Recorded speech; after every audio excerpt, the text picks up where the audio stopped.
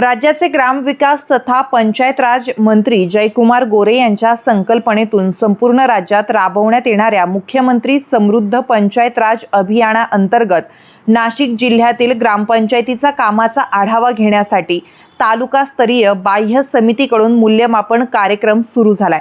या अभियानाचा उद्देश ग्रामीण भागातील स्थानिक स्वराज्य संस्थांची कार्यक्षमता, पारदर्शकता, सेवा वितरणाची गुणवत्ता आणि विकास योजनांची प्रभावी अंमलबजावणी यांचं वस्तुनिष्ठ मूल्यमापन करणं हा आहे।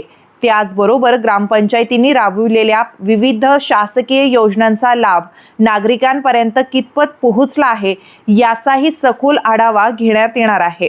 नाशिक जिल्ह्यातील सर्व 15 तालुक्यांमध्ये बाह्य तालुकास्तरीय समितीमार्फत ही तपासणी होणार असून प्रत्येक तालुक्यासाठी इतर जिल्ह्यातील पंचायत समितीची नियुक्ती करण्यात आली आहे। या समित्या संबंधित ग्रामपंचायतींना भेट देऊन नोंदी, कामांची पाहणी, प्रत्यक्ष स्थळ भेट, लाभार्थ्यांशी संवाद आणि सेवा वितरण प्रणालीची तपासणी करतील।